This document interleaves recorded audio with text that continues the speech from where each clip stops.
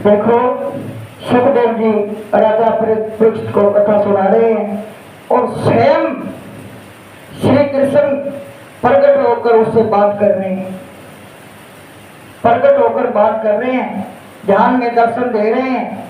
सुखदेव मुनि को मानो साक्षात पर ब्रह्म का दर्शन कर रहे हैं। तो दसम सकंद सुखदेव जी मुनि राजा परीक्षित को सुना रहे हैं, तो मानो उसको दर्शन ऐसे हो रहे हैं, श्री कृष्ण मेरे हृदय में बस गए और वही स्वयं कथा कर रहे हैं, ऐसा लग रहा है। दसम सकंद निरोध लीला है, ईश्वर मन ले करना है। श्री कृष्ण को अपने हृदय में रखोगे या श्री कृष्ण को हृदय में बसोगे तो मन का निरोध होगा। मन का निरोध ही मुक्ति है। धरती पर दैत्यों का उपद्रव बढ़ गए, लोग दुखी हो गए, पाप बढ़ गया, धरती से ये सब सया न गया, तो उसने ब्रह्मा जी की शरण ली। ब्रह्मा आदि देव ब्रह्मलोक में नारायण के पास आए और प्रेम सुगत से प्रार्थना करने लगे, हे नाथ आप तो कृपा कीजिए, आप अवतार लीजिए। भगवान ब्रह्मा जी से कहा, कुछ ही समय में वसुदेव देवकी के घर में प्रकट होगा, मेरी सेवा के लिए तुम सब देव भी अवतार लेना। ब्रह्मा ने अक्षवाणी सुनी और सभी देवों को आश्वस्त किया। इधर मथुरा में विवाह करने के लिए वसुदेव आए। वसुदेव देवकी का विवाह हुआ मथुरा में। स्वयं कृष्ण ने ही वरवधु का रथ चलाया, जो भाई था देवकी का कंस। कंस वसुदेव को बहुत ही सताए तो भगवान का प्रगट सिर बोल जाए। भक्तों के दुख भगवान से कहे नहीं जाते, पापी का दुख भगवान साक्षात के रूप में देख लेते हैं और सह लेते हैं, किंतु पुण्यशाली का दुख उनसे सहा नहीं जाता। आज वाणी सुनाई दी है, कंस देवकी का 8वीं संतान तेरी हत्या करेगा। कंस ने आकाशवाणी सुनी तो वह तलवार लेकर देवकी की हत्या करने के लिए तैयार हो गए। तो वसुदेव उसे समझाने लगे, जो आया वह जाएगा, जिसका जन्म हुआ उसकी मृत्यु भी होगी। इसीलिए तो महात्मा जन मृत्यु को टालने का प्रयत्न नहीं करते, सुधारने का प्रयत्न करते हैं। मृत्यु का निवारण अशक्य है। शरीयते इति शरीरम, शरीर का नाश तो होगा, वेर न करो। वेर या सुख की वासना मृत्यु कष्ट करती है। वेर वासना का त्याग करके प्रभु श्रवण करता हुआ तो जो मरता है उसके मृत्यु उजागर होता है। देवकी की हत्या करने से तो तुम अमर हो नहीं सकते, देवकी तो तुम्हारी मृत्यु का कारण है नहीं। कंस हाँ हाँ यह तो है। वसुदेव को मैं देवकी को सभी संतानें तुम्हारे हवाले करता रहूंगा। कंस ने भी सोचा कि यह ठीक होगा, क्षत्रिय हत्या का पाप से बच जाऊंगा। उसने कहा, अच्छा मैं देवकी की हत्या नहीं करूंगा।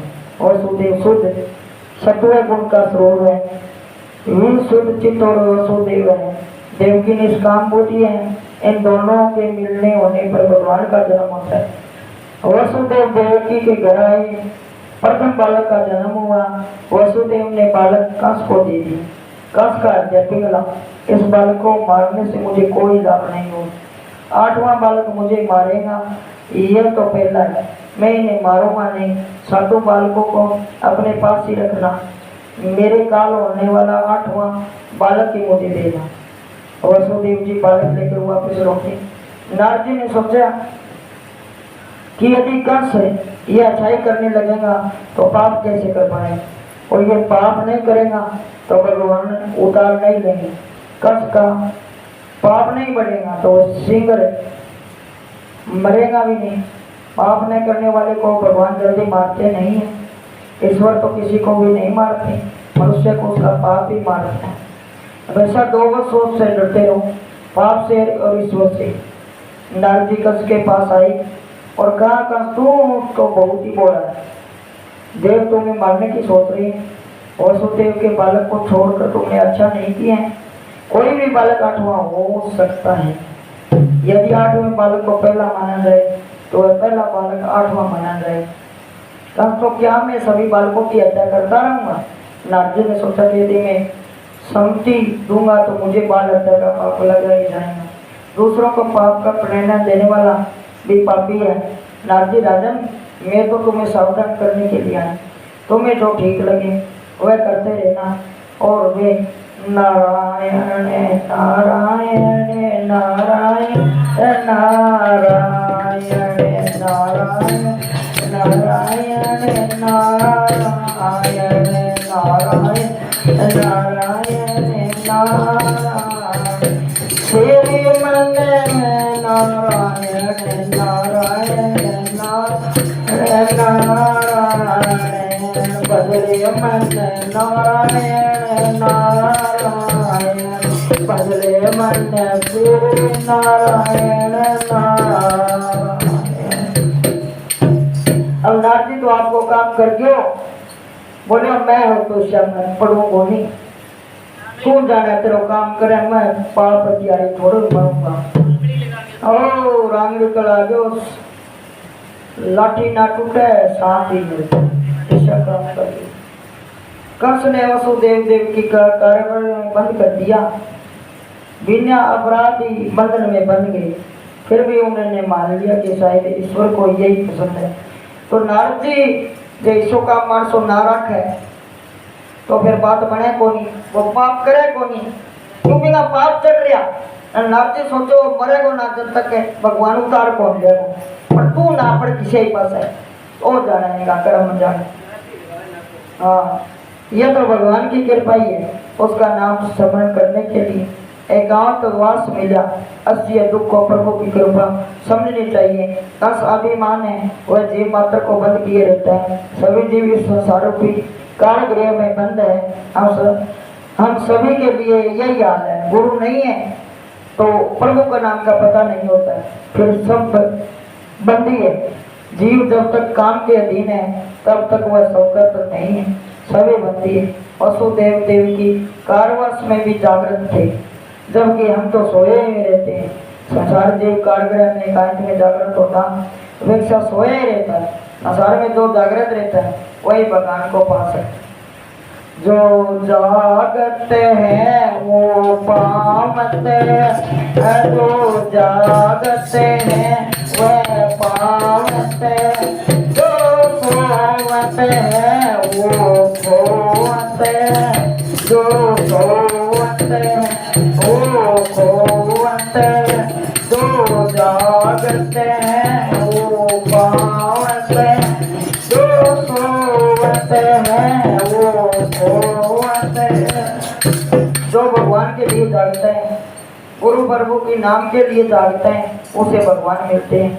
कबीर जी ने कहा है सुखिया सब संसार, सुखिया सब संसार, खावे अरु सोवे, खावे अरु सोवे, सुखिया सब संसार, खावे अरु सोवे।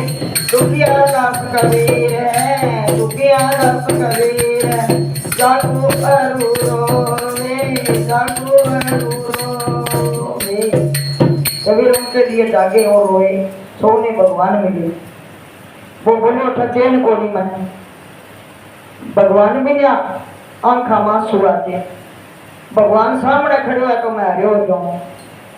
तो मेरे लिए तो सुखिया सब संसार है, खावे और सोवे, दुखिया दास कबीर है, जागे और रोए। मेरा भाई उनके लिए जागी और रोई, सोने भगवान मिले। रोया बिना तो माई बचन बोबो कौन दे। मेरा भाई उनके लिए जागी, रोई, सोने भगवान मिले। कंस ने देवकी को 6 संतानों की हत्या कर दी। माया का आश्रय लिए बिना भगवान अवतार नहीं ले सकते, शुद्ध ब्रह्म का अवतार हो नहीं सकता। यदि ईश्वर शुद्ध स्वरूप से आए, जो भी उसका दर्शन पा सके, उसका उद्धार हो जाए। दुर्योधन ने द्वारका देश के दर्शन तो किए थे, किंतु माया से आवृत प्रभु के दर्शन किए। जो निरावृत ब्रह्म का साक्षात्कार पाता है उसे मुक्ति मिलती है। मायावृत ब्रह्म के दर्शन से मुक्ति नहीं होती। समय भगवान के अवतार के समय पता नहीं कुछ क्या बना हुआ था। जीव का कोई पता नहीं। हमने भगवान के दर्शन तो किए होंगे, फिर भी आज तक हमारा उद्धार क्यों नहीं हुआ? योग माया का आगमन हुआ, उन्हें सातवें गर्भ की रोहिणी के उदर में स्थापना की। रोहिणी सगर्भा हुई और दाऊद जी राज प्रकट हुए। भाद्रपद शुक्ल एकादशी के दिन बलदेव शब्द ब्रह्म का स्वरूप है। पहले शब्द ब्रह्म आता है और बाद परब्रह्म। बलराम का आगमन होने पर परम ब्रह्म गोकुल में आते हैं। दाऊद जी ने आंखें खोली ही नहीं, जब तक मेरा कन्हैया नहीं आएगा मैं आंखें नहीं खोलूंगा। सौदा जी पूर्णमासी से बलराम की नजर उतारने की विनती करती है।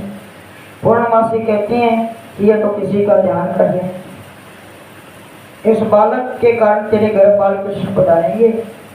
सौदा ने सभी को प्रसन्न किए। कौन है वो लक्ष्मण है जो पहले आए। पापा पहले बताए भाई अब कड़ा मत बारी तेरी करूंगा, पहले इस बालक के कारण तेरे घर बाल कृष्ण पधारेंगे।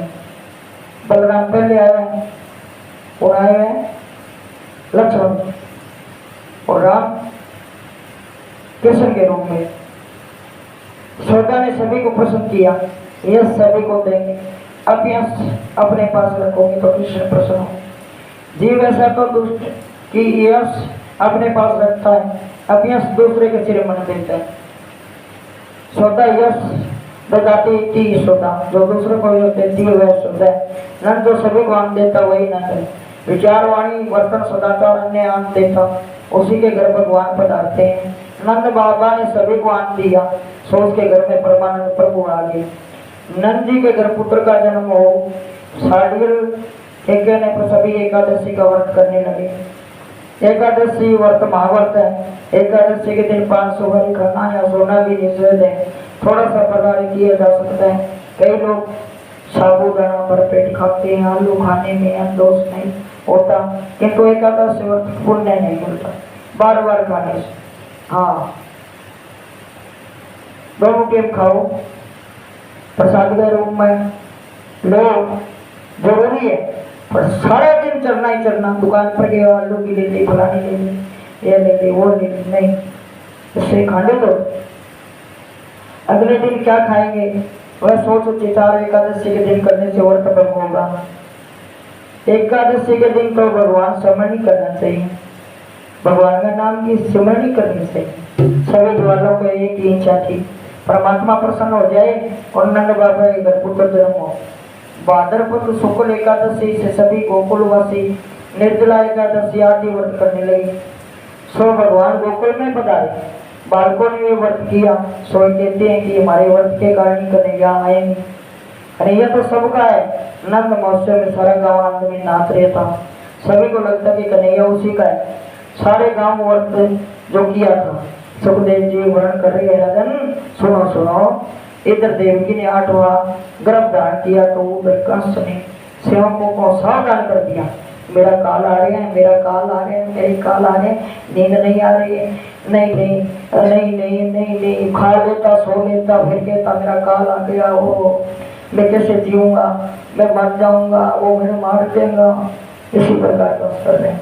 सेवकों ने कहा हम तो सदा जागते रहते हैं, हम चौक में रहते हैं, बालक का जन्म होते ही आपको समाचार दे देंगे। नहीं नहीं, कभी पढ़ता है, कभी उठता है, पुतलता है, कभी बकवास मारता है। इसी प्रकार दस कांटे लग रहे। देवगण देवकी गर्भवासी भगवान नारायण की प्रार्थना करते हैं, आप तो सत्य रूप त्रिकलावादी हैं, अपने वचन सत्य करने से हेतु आप पधार रहे हैं। देवों ने देवकी को आश्वासन दिया, 9वें मास परिपूर्ण होने को आए, मन बुद्धि पंच प्राण आदि की शुद्धि हुई। इन सब को शुद्धि होने पर परमात्मा के दर्शन आतुरता बढ़ती जाती है। ईश्वर के दर्शन के बिना चैन नहीं आता, जीव तड़पता है, अस्थि आतुर होता है, तभी भगवान अवतार धारण करते हैं। तो जब 100 सरोगण घड़ी आई, चंद्र रोहिणी नक्षत्र में आया, दिशाएं में स्वस्थ हुई, आकाश निर्मल हुआ, नदी का नील निर्मल हुआ, वन में पक्षी बावरे गुनगुनाने लगे, शीतल सुगंधी पवित्र हवा बढ़ने लगी, माताओं के मन प्रसन्न हुई, स्वर्ग में दूध भी बजने लगी, मुनि और देवगण आदि के पुष्प वृष्टि करने लगे और परम पवित्र समय आ पहुंचा। श्रावण मास का कृष्ण पक्ष गए अर्थियों के मध्य रात्रि का समय संपन्न हुआ और कमल नयन चतुर्भुज नारायण भगवान बालक का रूप लेकर वसुदेव देवकी के समक्ष प्रकट हुए। भगवान ने अपनी श्री हस्तों में शंख चक्र गदा और पद्म धारण किए, चारों ओर प्रकाश बिखर गया। उनका चतुर्भुज स्वरूप यह बताते हैं, उनके चरणों की शरण लेने वालों को चारों पुरुषार्थ की सिद्ध करेंगे। जो भगत नित्या मेरी आराधना करता है उसका धर्म अर्थ काम मोक्ष चारों पुरुषार्थ में सिद्ध करता हूँ। क्या है? चार धर्म अर्थ काम मोक्ष चारों पुरुषार्थ में सिद्ध करता हूँ और उसके हर प्रकार की रक्षा करता हूँ। अब भगवान मेरे संपत्ति और संतति सर्वनाश हो गया था, फिर भी वसुदेव देवकी दीनता पूर्वक ईश्वर की आराधना करते हैं। प्रभु ने कहा मेरा चतुर्भुज स्वरूप का दर्शन कर लीजिए और 11 वर्ष तक मेरा ध्यान करते रहिए, मैं उससे ही आपके पास आऊँ। भगवान का चतुर्भुज स्वरूप अदृश्य हो गया और 2 छोटे छोटे हाथ वाले बाल कन्हैया प्रकट हुए। बाल कन्हैया लाल की जय, बाल कन्हैया लाल की जय जय, बाल कन्हैया लाल की जय जय, बाल कन्हैया लाल की जय, गोविंद की जय जय, हरि की जय जय, बाल कन्हैया लाल की जय जय, बाल कन्हैया लाल की जय। प्रभु प्रत्यक्ष प्रकट हो जाए फिर जबकि जरूरत बनी ही रहती है। ज्ञान दीप प्रकट होने के बाद भी एकांत इंद्रियों द्वारा खुला रह जाए, विषय रूपी पवन पृष्ठ होकर ज्ञान दीप बुझा देता है। इस ज्ञान मार्ग को कई बधाइयाँ आती रहती हैं। भक्ति मार्ग बड़ा सरल, प्रत्येक इंद्रिया भक्ति रस में हो तो फिर विषय रूपी पवन संतान नहीं पाएंगे। जब 11 इंद्रिया ध्यान में एकाग्र हो जाती है तब प्रभु का साक्षात्कार होता है। इसी कारण में तो गीता जी में 11वें अध्याय में अर्जुन के विश्व रूप के दर्शन होते हैं, विश्व रूप के दर्शन होते हैं। प्रभु ने कहा मुझे गोकुल में नंद बाबा के घर छोड़ाई। वसुदेव ने टोकरी में बिठाया किंतु बाहर कैसे निकला जाए, घर के द्वार बन जाए और बंधन भी टूटते नहीं, किंतु जो ही टोकरी से उठाई सारे बंधन टूट गए। वास्तव में बुद्धि श्रवण करती है तब संसार सारे बंधन टूट जाते हैं। जो भगवान को मस्तक पर विराजमान करता है उसके लिए कारगर के तो क्या मोक्ष के द्वार भी खुल जाते हैं। हाथ पाँव की बेड़ियां टूट गई, नदी की बाढ़ भी थम गई। जिसके सिर पर भगवान है उस मार्ग में विघ्न बाधा नहीं सकता। और अब वसुदेव जी कार्यक्रम से बाहर आए हैं, कारगिरी से बाहर आए हैं। दाऊद जी दौड़ते हुए आए शेषनाग के रूप। हम जब दाऊद जी लक्ष्मण जी वो शेषनाग को उतार वो दौड़ तो संभव है, बोले तो ना पहले आना पड़ा, वो पहले आए बैठे दाऊद जी। वो आयो तो किशन जी ने बारे ले जान लग गया तो बोलो आकर तू क्या नहीं जाओ वो बोले अपने वसुदेव जी ने पतो कौन हो तो शेर करिए हाथ करियो बोलो आजा आजा लक्ष्मण जी आजा, दाऊद जी आजा। शेषनाग की करके छठो तान दियो। शेषनाग के रूप में बालकृष्ण छत्र धारण किया। दाऊद जी दौड़ते हुए आए, शेषनाग के रूप बालकृष्ण पर छत्र धारण किया। यमुना जी अत्यंत आनंद हुआ, दर्शन की तृप्ति ही पान रही थी। मेरे प्रियानाथ से मिलना है। यमुना ने जल बढ़ गया। प्रभु ने लीला की टोकरी में से अपने पांव बाहर की और बढ़ा दिए। यमुना जी ने चरण स्पर्श किया और कमल भेट किया। प्रथम दर्शन और मिलना आनंद यमुना जी को दिया। धीरे धीरे पानी कम हो गया। वसुदेव गोकुल में आ पहुंचे। योग माया के आवरण वर्ष योग माया के आवरण वर्ष सारा गांव गहरी नींद में डूबा। बिजली टोबा, सारा गांव डूबे सोयो। वसुदेव ने श्री कृष्ण की यशोदा की गोद में रख दिया और बालिका स्वरूपा योग माया को खा लिया। वसुदेव ने सोचा कि अब भी उनका प्रारंभ कर बाकी रह गए, तभी तो भगवान छोड़कर माया को गले लगाने का अवसर मुझे दे रहे हैं। वसुदेव योग माया को टोकरी में बिठाकर वापिस कारागृह में आ पहुंचे। ब्रह्म स्वर्णवान पर सभी बंधन टूट गए थे, अब माया है तो बंधन भी आ गए। वसुदेव गोकुल से माया को अपने सिर पर बिठा कर लाए, फिर बंधन आ पहुंचा। कारागृह के द्वार बंद हो गए, माया बंधन करता है, भगवान की आज्ञा के कारण हो तो वसुदेव ने बंधन का स्वीकार किया। अब कारागृह में देवकी को गोद में सोई हुई योग माया रोने लगी, वहीं वहीं वहीं वहीं।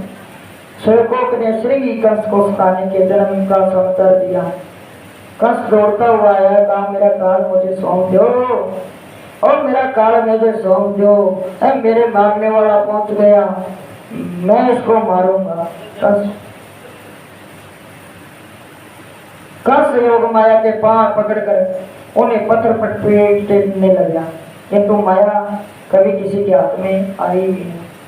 आदि माया ने तो कंस के सिर पर एक लात चढ़ा दी और हाथ से छूटकर आकाश गामी में हो गए। काश में उन्हें अष्टभुजा जगदम्बा भद्रकाली का रूप धारण किया। उन्हें कंस से पुकार कर कहा, अरे पापी, तेरा काल तो उत्तीर्ण हो गया है और सुरक्षित है। अरे सुरक्षित है। कंस ने प्रस्ताव करते हुए वसुदेव देवकी से अपने अपराधों की क्षमा मांगी। क्षमा मांगी तो इधर जन्माष्टमी के दिन नंद जी ने 12 बजे तक जागरण किया। 12 बजे तक जागरण किया। जन्माष्टमी का दिन नंद जी ने 12 बजे तक जागरण किया। 12 बजे को श्री कृष्ण जी को जन्म है। सांडलिया से के कहने पर सभी सो गए थे और गहरी नींद में डूब गए। लग दे चलो रक्षा। बालकृष्ण जब नंद जी के घर में आए तब नंद बाबा सोए थे।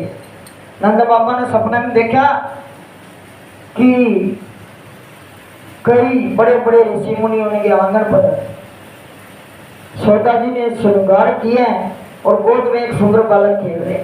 उस बालक को मैं निहार रहा हूँ। शिव जी उस बालक के दर्शन करते हुए आए हैं। नंद बाबा पार्थ्य काल जागृत थे होने पर मन कई सकल विपुल करते हुए गौशाला में वे स्वयं गौ सेवा करते थे। नंद यशोदा की बात चल रही है। गायों को प्रेम में सेवा करता है और उसका वंश नष्ट नहीं होता।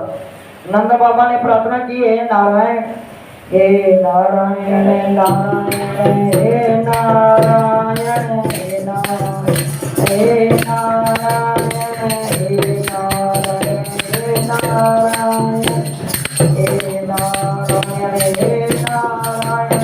दया करो प्रभु दया करो, दया करो प्रभु दया करो, दया करो प्रभु दया करो। मेरे घर गायों के सेवक गोपाल कृष्ण का जन्म हो। उसी समय बालकृष्ण ने लीला की। पीला चोला पहने हुए, कपाल पर कस्तूरी के तिलक वाले बालकृष्ण घुटनों के बल बढ़ते हुए गौशाला में आए।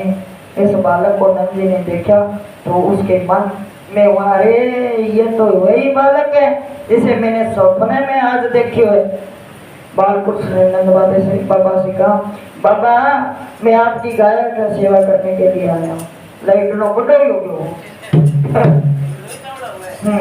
गौशाला में आए हुए कन्हैया को नंद जी प्रेम से निहारते हुए सदा मन सो हो गई। उन्हें देवान तक नहीं रहा। बालकृष्ण के दर्शन से वे समाधि दृष्ट हो गए। उन्होंने कुछ ज्ञात ही नहीं होता था ये जाग रहे हैं या सो रहे। सुंदर यशोदा की गोद में बालकृष्ण की झांकी हुई तो वह दौड़ती हुई गौशाला में भाई की खबर करने आई। पुण्य दर्शन हो गया। एक पासे तो बड़ो सुखियो और एक पासे बड़ो कदी तो भटकर फिरे, कदी आंगणे में फिरे, कदी रजवाड़े का मेला में जावे, सार में कदी गोपियां करने जावे, कदी काऊ ताऊ करके करने जाए, जगह जगह याद करे बड़ा सारा भी है। कोई कह मैं हसी देखी और कोई कह मैं बरसी देखी और कोई कह मैं मिंदर में देखी नहीं यार देखो ठिकाना है कौन पल पल में ही है वो तो। आज मान लो आपा तो दर्शन ही करा तो सुंदर सोदा की गोद में बाल कुशल की जाती हुई तो वह दौड़ती वही गौशाला में भाई की खबर करने आई। बेया बेया लाला भयो बेया बेया ओ लालो भयो बेया बेया ओ भयो नंद लालो किशन भयो बेया बेया ओ लालो भयो नंद लालो भयो सोदा लाल भयो नंद लालो भयो सोदा लाल भयो भयो लालो भयो आंधी हो गयो आंधी आ गयो आंधी हो गयो श्री कृष्ण हृदय में आ गयो भगवान आ गयो विष्णु भगवान आ गयो श्री कृष्ण हृदय में आ गयो। इस प्रकार गोकुल नाचा खेले नंदी ने मनन जी का स्नान किया। 8 जन्मों तो एवलत में स्नान किया जाना था। उनको सोने के आसन पर बिठाया गया। श्री कृष्ण बैठो। साधु कृष्ण मुनि ने उनको दान करने को कहा। नंदी ने कहा जो चाहो सो ले सकते। नंदमा ने बड़ी उदारता से दान दिया। दान में धन की सूची होती है। गायों का दान दिया गया। कई वर्षों तक तपश्चर्या करने पर महान ऋषि मुनियों का काम नष्ट न हुआ, अभिमान निशेष न हुआ, तो वो सब गोकुल में गाय का अवतार लेकर आए। लो गोपियों के लिए गाया ना माई का गावा में रूप लिया ना किस नीरे को माने माकर कलाई कलाऊ हुई भाई बोले आप आ गए नहीं इस नीरे को वो खावाना वो बड़ी मिठाइयाँ ले लो खा लो गौ माता खा लो गौ माता देखा तो मैं तो पुणे क्या ऋषि मुनि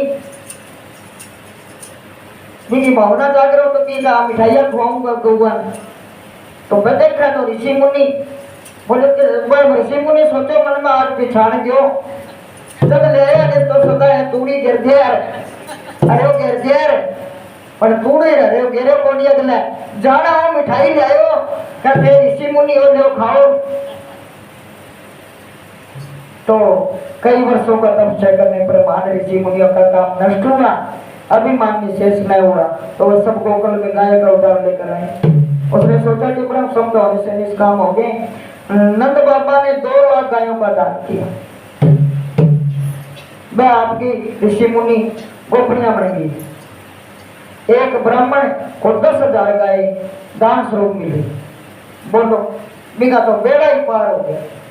10,000 का और वो दूध इटा मटका अजयर ना मिलोना बंदो वर्गी तो बड़े बोलो दबा दब किया हाँ ऊपर करे वो साड़ा और आगे वो के नाम थारो एक रे वो मदानी यारो वो ऊपर आगे बोले श्री कृष्ण जी खा लो खा लो खा लो खा लो धर कर इनो सूत्र वर्गी ढोलकी बजाई इनो माता बहना जो भी बैठी है मैंने बेंगला बोलोगी बोले पोता निकालूंगी रुक जाए क्या सरोवर को है जो बोले नहीं नहीं नहीं नहीं खुआड़ो है करे हाँ तो इधर बिलोना रेरना 10 दर्जन तो सरकार बन एक बन गया 10,000 गौवा मिली। घर ले आयो छोटा सा घर उस घर में कोने कोने में गाय बांधी थी थे होश को बटे इसी बात को नहीं होश के वो जन्म बटे फिर भी बहुत से बाकी रह गई। इस ब्राह्मण की पत्नियां बड़ी कर्कशा थी। वह अपने पति से कहने लगी कोई चाहे जितनी गाय दे किंतु तू सब ना ना इतनी सारी गायों देने वाली कौन निकल पड़े। तो माता बल्कि ब्राह्मणी तो बा बोली है नहीं नहीं नहीं नहीं ऐसी बात ना करो और जो बंदी है ये वो परमात्मा को दे दो है ठीक है आपा तो भोग लगानो है तो माता जी प्रकार ए ब्राह्मण है भोग लगाना चल लिया तो सारी जनता सागे चाली मिला देखा तो बठाई नंद थी देखा तो बोले कृष्ण जी ब्राह्मण, अरे तू जानती है नहीं क्या, नंद बाबा के घर पुत्र रतन धन में उन्होंने 8,000 गायों का दान दिया है। नंद बाबा के घर पुत्र जन्म की बात सुनकर ब्राह्मण आनंदित हो गई। पति पत्नी आंख से मानो नाचने लगी। देखो रामचंद्र जी आए थे, कौशल्या मैया ने इसी प्रकार कोड किया था। नंद घर आनंद भयो है, नंद घर आनंद भयो है, नंद घर आनंद भयो है, नंद घर आनंद भयो। जय कन्हैया लाल की, जय कन्हैया लाल की। नंद घर आनंद है, नंद घर आनंद भयो है। जय कन्हैया लाल की, जय कन्हैया लाल की। नंद घर आनंद भयो है, आनंद भयो है। जय कन्हैया लाल की, जय कन्हैया लाल की।